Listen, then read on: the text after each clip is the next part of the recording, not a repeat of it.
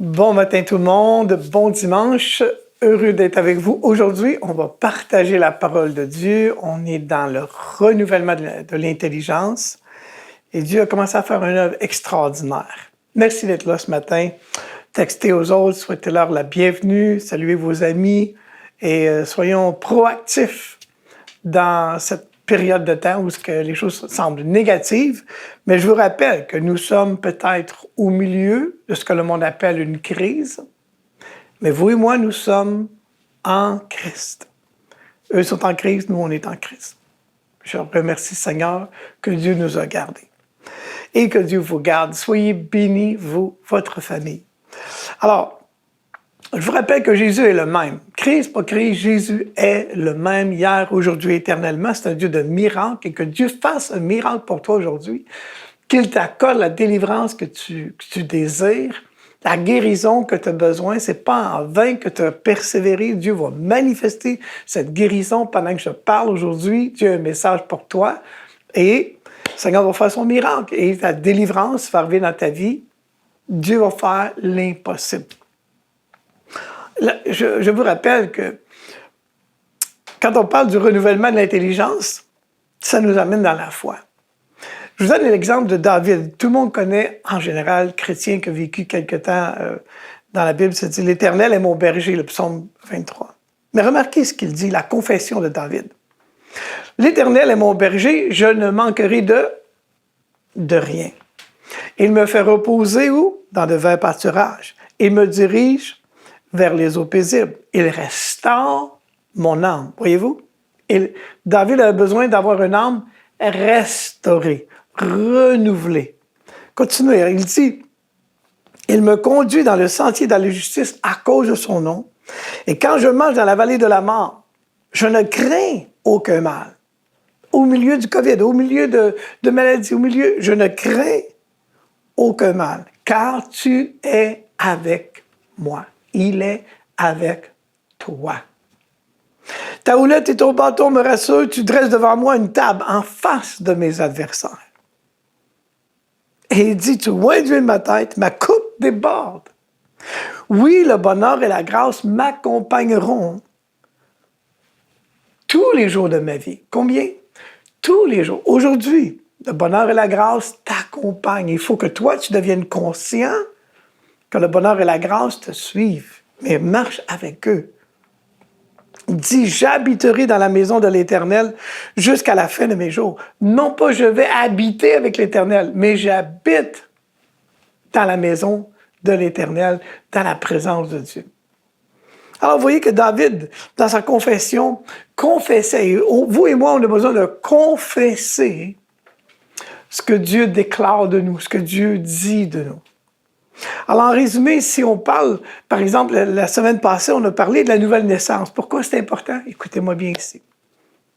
Quand on est né instantanément. C'est comme en un instant, on passe de la mort à la vie. Ça se fait immédiatement. Et ce qui arrive quand on est né nouveau, c'est on peut appeler ça régénérer.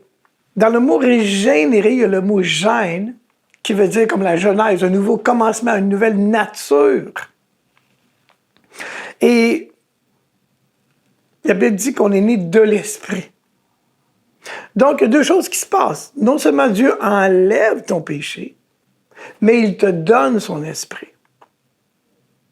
Il ne fait pas juste enlever tes péchés quand tu donnes ta vie à Jésus.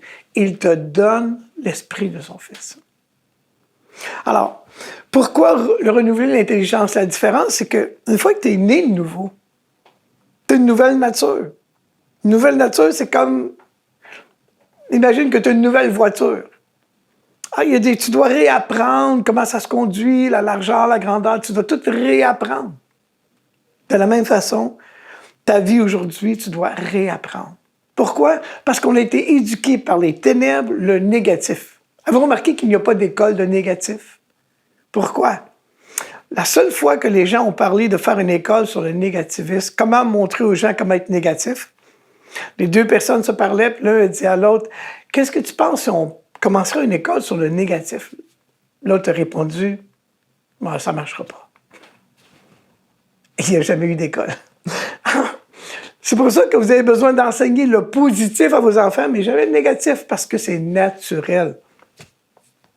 Alors, là, on a dit qu'il y a une partie que Dieu fait, il nous inspire, il nous donne, mais il y a une partie que vous et moi, on doit faire comme travailler à notre salut.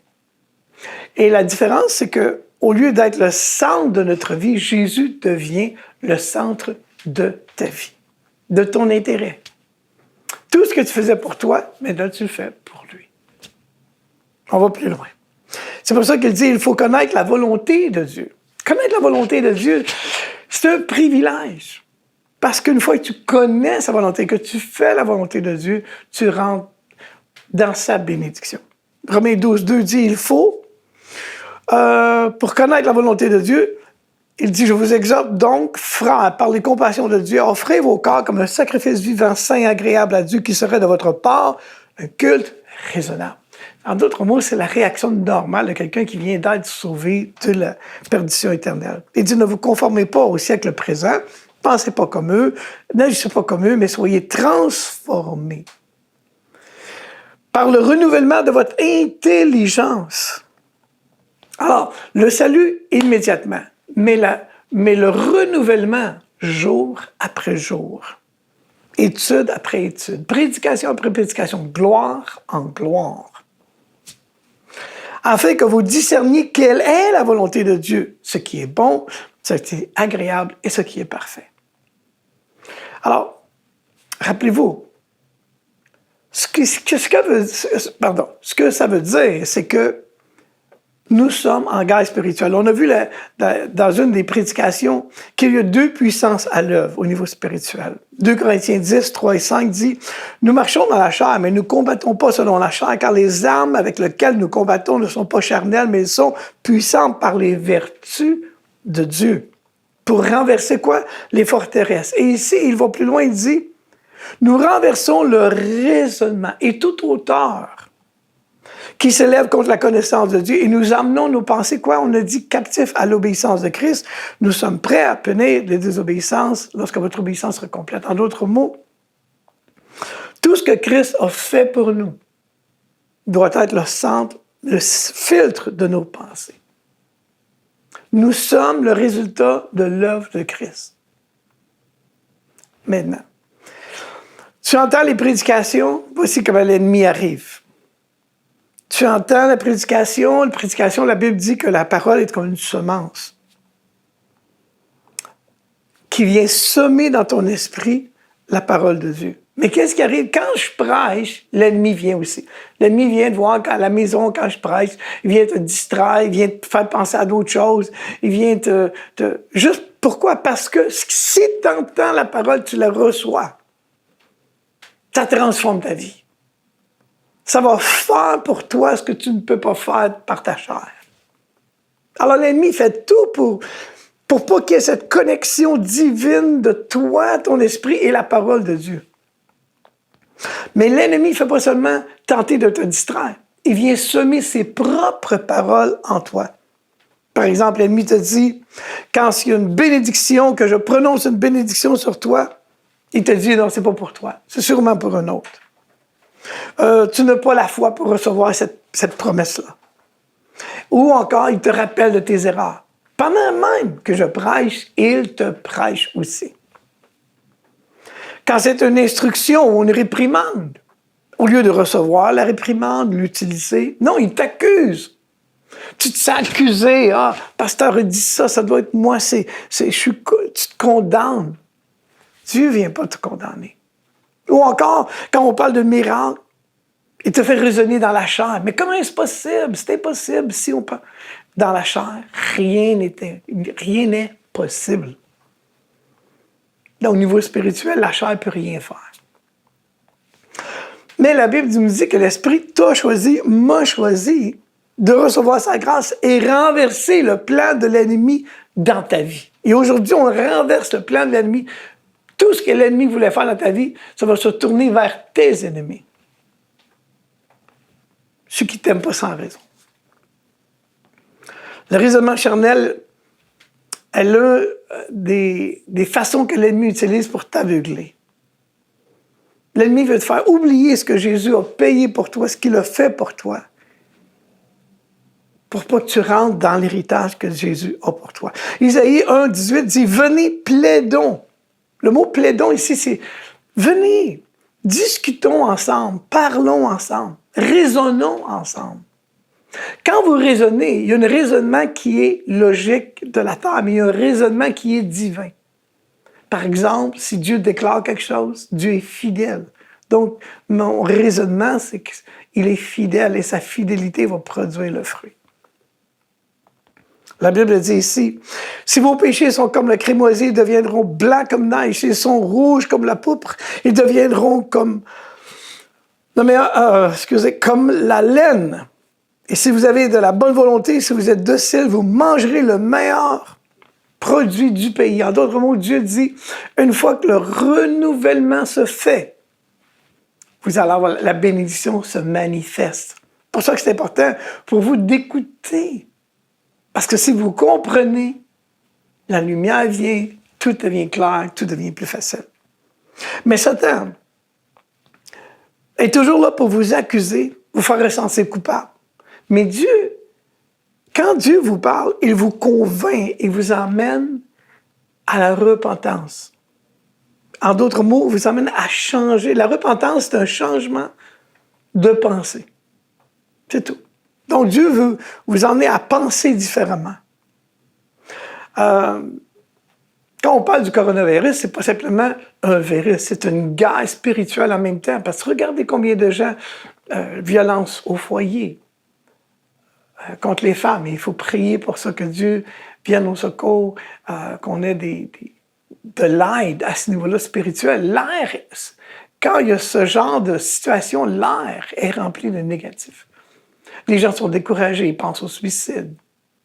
Tout le monde, la pensée s'en va vers le négatif. Donc, c'est pour ça que c'est important que vous et moi, nous soyons en Christ, éclairés par lui, nourris comme Israël dans le désert par la manne. Alors, imaginez, il y a des gens qui ne savent même pas qu'ils sont en guerre. Il y a des gens qui, peut-être, vous m'écoutez, vous ne savez pas qu'il y a une guerre ici pour votre âme. Exactement. Mais imaginez que vous êtes en guerre, mais il y a une des deux parties qui ne sait pas qu'il y a une guerre. Alors, l'ennemi peut le frapper comme il veut, faire ce qu'il veut comme lui, parce que la personne est plus victime. Il ne combat pas, il ne sait même pas qu'il est en guerre. Alors, si vous ignorez ce que la parole de Dieu dit sur la guerre spirituelle, c'est certain que vous cherchez la faute toujours dans les autres ou dans vous-même, mais vous ne comprenez pas qu'il y a Satan. Mais si vous ignorez Satan, et ça c'est une des stratégies principales de l'ennemi, c'est de se faire ignorer, d'imaginer qu'il n'est pas là. Donc, s'il n'est pas là, on va accuser moi, on va accuser l'autre, on va accuser l'autre. Si vous ne reconnaissez pas que vous êtes en bataille spirituelle, ça va vous affecter à chaque jour. Vous avez déjà demandé pourquoi tu n'arrives pas à arrêter tes mauvaises habitudes? Ou que tu ressens que tu n'es pas connecté avec Dieu, tu as de la misère à connecter avec Dieu? Ou pourquoi tu deviens irritable, colérique facilement? Tu prends souvent les mauvaises décisions? Ou encore, pourquoi il y a trop de disputes avec ton conjoint? Pourquoi tu es souvent confus, inquiet, craintif, négatif? Pourquoi? Parce qu'il y a un ennemi qui veut te détruire, t'éloigner de Christ et te détruire toi. Tes pensées sont comme le terrain de la guerre. C'est là que ça se produit dans nos pensées, c'est être bombardé. Mais tant que tu ignores qu'il est là, tu ne peux rien changer. Écoute bien, tu ne peux pas changer ce que tu ne confrontes pas. Tu dois réaliser, confronter l'ennemi, résiste à l'ennemi avec une foi ferme et il s'enfuira loin de toi. Ah! Rappelez-vous ce que j'ai dit. Dieu met en vous le vouloir et le faire, mais vous avez le rôle de le faire. L'apôtre Paul dit dans Éphésiens 6, verset 12, « Au reste, fortifiez-vous dans le Seigneur, par sa force toute puissante. Revêtez-vous de toutes les armes de Dieu, afin de pouvoir tenir ferme. » Regardez, tenir ferme contre les ruses du diable. Car nous n'avons pas à lutter contre la chair et le sang, mais contre des dominations, autorités, princes de ce monde de ténèbres, contre des esprits méchants dans les lieux célestes. Et comment on fait pour résister à l'ennemi? C'est une force spirituelle. Il faut résister par des moyens spirituels. Et il continue. Il vous dit comment résister. Regardez au verset 13. C'est pourquoi prenez toutes les armes de Dieu. Donc là, il nous dit, voici comment tu vas faire. Tu vas prendre les armes de Dieu pour pouvoir résister dans les mauvais jours. Remarquez, c'est marqué le mauvais jour. C'est jamais bon quand on passe des tentations, des épreuves. Mais Dieu est avec toi. Rappelle-toi, Dieu est avec moi. Tout le bonheur et la grâce m'accompagnent tous les jours. Il dit tenir ferme après avoir tout surmonté. Comment? Eh bien, ayez à vos reins la vérité pour ceinture. Faites tout passer par la vérité. Est-ce que la Bible dit ça? Est-ce que c'est ce que la Bible dit de moi? Tout ce qui est entre dans ta vie doit être discerné par le filtre du sang. La Bible dit les reins filtrent le sang et éliminent les déchets. En d'autres mots, laisse pas les déchets rentrer. Laisse pas les gens venir te dire plein de choses négatives tout le temps. Arrête. Nettoie, choisis ce qui va habiter en toi. On continue. Revêtez-vous de la cuirasse de la justice. Connaître l'œuvre que Christ a faite pour toi. La justice qui vient par la foi et non pas la justice qui vient de toi. Ou encore, mettez pour chaussure à vos pieds le zèle que donne l'Évangile de paix. Gardez cette activité de partager le message. Comme ça, Dieu vous fournit toujours la grâce. Prenez au-dessus de tout le bouclier de la foi avec lequel vous pourriez éteindre tous les traits enflammés du malin. Les traits enflammés du malin. Rappelez-vous que nous n'avons pas beaucoup de combats. Nous avons un combat, c'est contre l'ennemi. C'est pas contre lui, c'est pas contre elle, pas contre ton frère, ta soeur, ton mari, ta femme. C'est l'ennemi. Et prenez au-dessus de tout le casque du salut, c'est-à-dire protéger vos pensées par l'Évangile. Et l'Esprit qui est la parole de Dieu, la parole animée de l'Esprit. Faites en tout temps, par l'Esprit, toutes sortes de prières, de supplications, veillez à cela avec une entière persévérance. Et Dieu nous rappelle, Dieu te rappelle ce matin qu'il faut persévérer à faire dans la prière, la supplication. Et priez pour tous les saints, et priez pour votre pasteur, priez pour l'Église, priez aussi pour... Emmenez en prière. La force est c'est dans la prière que l'on gagne nos batailles. Alléluia. Ton adversaire n'est pas ton patron, n'est pas ton enfant, ton voisin. C'est spirituel. Si tu penses que j'exagère, c'est que l'ennemi veut que tu penses ça. Et ça, c'est son plus grand mensonge. Je n'existe pas. C'est pas l'ennemi. Je sais qu'il y en a qui voient l'ennemi partout, tu sais, dans les poignées de porte. Mais il y a un discernement que le chrétien doit avoir. Il veut insérer des pensées négatives en toi, un peu, le doute, l'inquiétude, la dépression, l'anxiété. Et ça, c'est dangereux parce que ça continue de grandir. Le négatif que tu entends, les choses que tu gardes en dedans finissent par t'affecter grandement. Regarde, j'ai un verre d'eau ici. Combien pèse le verre d'eau? Est-ce qu'il est à moitié plein, à moitié vide? Mais écoute bien ce que je veux dire. Ce verre d'eau-là, léger, c'est pas combien il pèse, c'est combien de temps je le garde. Parce que si je garde le verre d'eau longtemps, je n'arriverai plus à le supporter à un moment donné, même s'il était léger. Il va devenir trop lourd pour moi. Quand tu gardes la rancune, quand tu gardes des choses négatives à l'intérieur de toi, au début, c'est peut-être, ça ne paraît pas.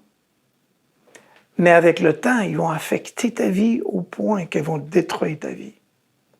Débarrasse-toi de la rancune, les offenses, ce que tu gardes négatif contre quelqu'un, débarrasse-toi de ça. Parce que c'est l'intrusion de l'ennemi pour détruire ta vie. Sois délivré aujourd'hui. Je bois un verre d'eau.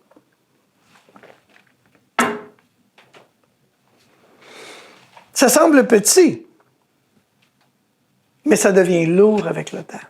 Et des fois, tu ne t'aperçois pas que ta vie n'est plus remplie de joie, n'est plus léger, n'est plus... Tu as perdu l'enthousiasme, tu as perdu la joie, tu as perdu... L'ennemi a semé. Ta mission, rejoindre le monde avec un message d'espoir en construisant une église contemporaine dédiée à développer des personnes dévouées à Christ qui influencent le monde. Ça, c'est ta mission.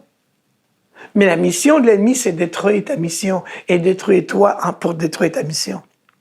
Lui, il vient pour voler, tuer et détruire. C'est ce que Jean 10 nous dit. Il vient t'arrêter, il vient te dévorer. C'est ce que Pierre nous enseigne. Tu as un ennemi qui déteste, qui t'haït, qui veut t'éloigner de Dieu, de l'Église, de tes relations intimes avec Jésus. Il veut voler ta paix, ta joie, ton bonheur de vivre. Comment? Bien, il te ment. La Bible, la seule fois que la Bible dit que Satan est un père, c'est qu'un père du mensonge. Ça vient de son fond à lui. Et il te dit, quand tu as du succès, il te fait croire que c'est par ta réussite, parce que tu es capable, tu es bon. Quand tu as des échecs, il te fait croire que tu es à l'échec et non pas que tu as eu un échec. Quand tu fais des belles rencontres, tu penses que la rencontre va te rendre heureuse, va te rendre bien. Ou quand tu as une mauvaise rencontre, tu as eu une rencontre désastreuse, tu penses « Ah, je ne rencontrerai jamais personne. Ah, ça ne marchera jamais. » Quand tu fais quelque chose de bon, l'ennemi vient te murmurer « Ah, regarde, c'était une bonne personne, tu n'as pas vraiment besoin de Dieu. » Il veut toujours enlever Dieu de ta vie, Dieu de la source.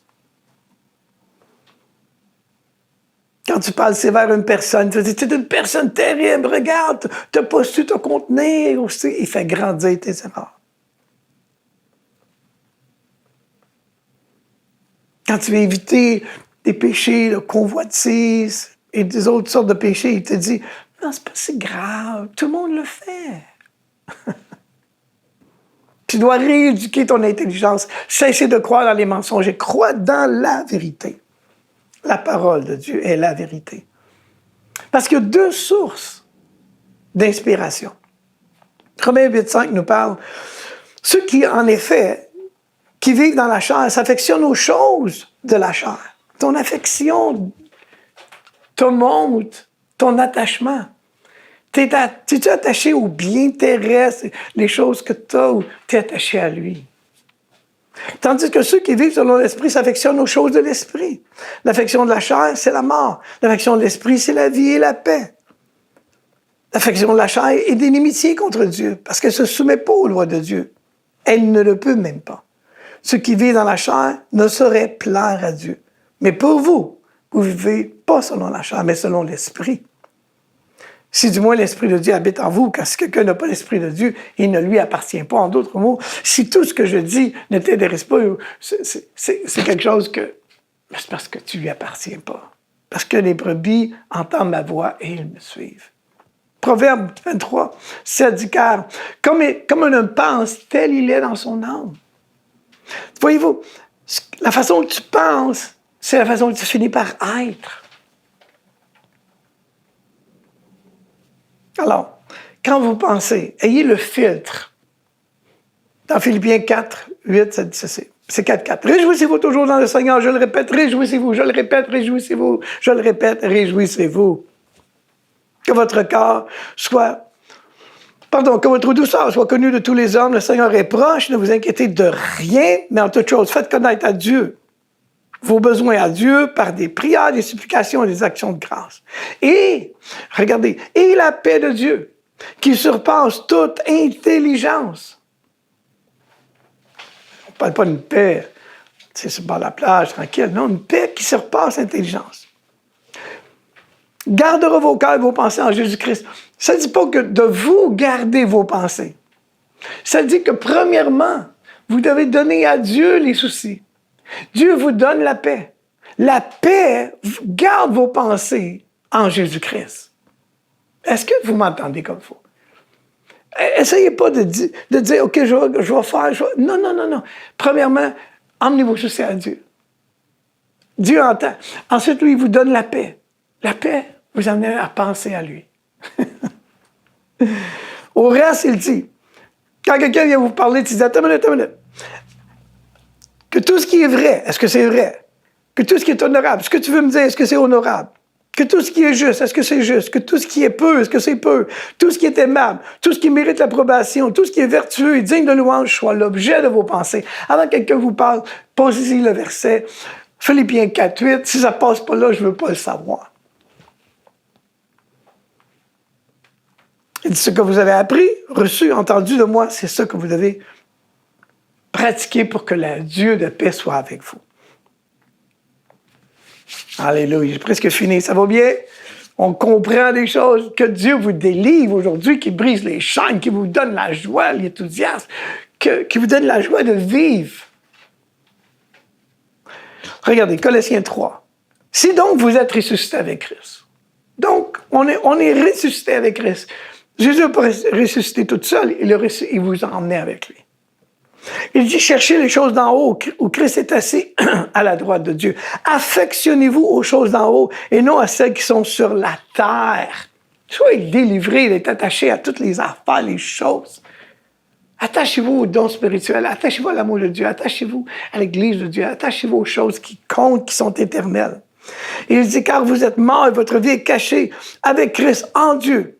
Et quand Christ, votre vie paraîtra, vous paraîtrez aussi avec lui dans la gloire. Faites donc mourir, voyez-vous.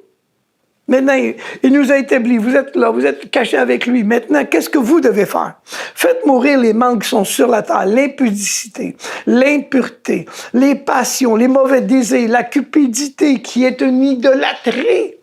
L'amour de l'argent, une idolâtrie.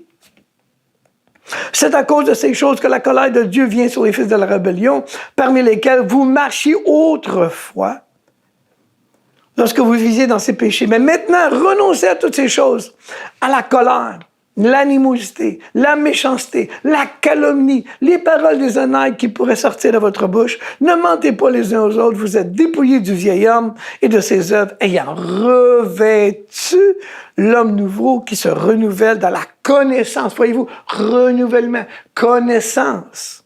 Selon l'image de celui qui l'a créé, il dit, il n'y a ni grec, ni juif, ni barbare, ni libre, mais Christ qui est tout en tous. Ainsi donc, comme des élus de Dieu saint, bien-aimés, revêtez-vous les entrailles, miséricorde, bonté, humilité, douceur, patience. Supportez-vous les uns les autres. Et s'il a un sujet de se plaindre, parce que ça peut arriver, pardonnez-vous réciproquement, de même que Christ vous a pardonné, pardonnez-vous aussi. Et par-dessus tout, revêtez-vous. Voyez-vous, Dieu vous donne, mais vous devez vous revêtir de la charité qui est le lien de la perfection. Et qu'est-ce qui va arriver? Et que la paix de Christ, à laquelle vous avez été appelés pour former un seul corps, règne dans vos cœurs. Soyez reconnaissants. Ayez une attitude de gratitude. Et que la parole de Dieu habite parmi vous abondamment. Instruisez-vous les uns les autres, en toute sagesse, par des psaumes, des hymnes. Est-ce que les gens, quand vous parlent de psaumes, de hymnes, qu'ils ont lu quelque chose qui vous inspire, de cantiques spirituels pour vous, un cantique pour vous? Ou est-ce qu'ils viennent toujours vous parler des choses négatives, des choses de la terre, des choses d'en bas?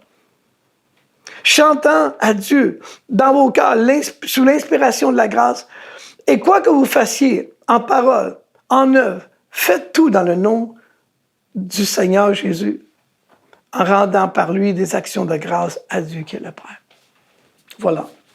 Tu as entendu aujourd'hui parler de paix, de renouvellement, de joie. Il y a un ennemi qui ne veut pas que tu entendes ce que j'ai à te dire, qui veut t'empêcher de recevoir ce que Jésus a payé pour toi. Dieu t'aime. Alors aujourd'hui, tu n'as qu'une prière à faire, une invitation. On va inviter ensemble Jésus à entrer dans notre cœur. Dis-lui, Seigneur Jésus, entre dans mon cœur. Donne-moi la paix. Donne-moi la joie. Sois le Seigneur de ma vie. Et à partir de ce moment, simplement le fait que tu l'invites il vient habiter en toi pour te donner tout ce qu'on a parlé. Tu n'as qu'à aller à mcijc.ca. Et là, tu marques, une place est marquée ici. J'ai dit oui à Jésus. Vous remplissez les informations. On vous contacte pour vous encourager à continuer, persévérer dans le Seigneur, vous soutenir, vous aider. Merci d'avoir répondu et on est béni de vous avoir dans la famille de Dieu. Que Dieu vous bénisse abondamment. Pour les autres personnes, vous avez entendu, renouvellement, c'est le jour d'être renouvelé. Revisez les études, voyez les choses que Dieu vous a parlé sur certaines choses. Mettez-les en pratique et votre vie va commencer à être remplie de cette lumière qui va briller à l'intérieur de vous. Vous ne seriez pas capable de la contenir, cette paix, pas capable de contenir cette joie, tellement Dieu va vous remplir. En attendant, soyez bénis, toi, ta famille, ton travail, tes études. Je te bénis aujourd'hui et je demande au Seigneur que le bonheur et la grâce t'accompagnent tous les jours de ta vie. En attendant que Dieu te bénisse, sois béni. Au revoir. Merci beaucoup, pasteur, pour ce message. On est tellement bénis dimanche après dimanche et je peux voir ça dans vos commentaires, comment vous aussi, vous êtes bénis par ce message. Et on veut dire félicitations à tout le monde qui ont dit oui à Jésus. N'oubliez pas d'aller rejoindre notre groupe Facebook Nouveau AMCI pour savoir c'est quand nos grands rassemblements de tout le monde qui ont rejoint la grande famille MCI. Encore une fois, félicitations. Et c'est déjà la fin. Mais on a rendez-vous avec notre pasteur Alberto Carbone encore une fois ce soir à 18h. Et on a déjà fini notre assemblée, mais comme d'habitude, on vous encourage à pouvoir vous connecter sur nos différents réseaux. On a Facebook, Instagram, YouTube. On vous encourage aussi à activer les notifications pour ne rien manquer de tout ce qui se passe dans la grande famille MCI. Ceci étant dit, on vous souhaite un agréable dimanche, une très bonne semaine dans la présence de Dieu et on se dit rendez-vous à 18h sur Facebook. Bon dimanche tout le monde!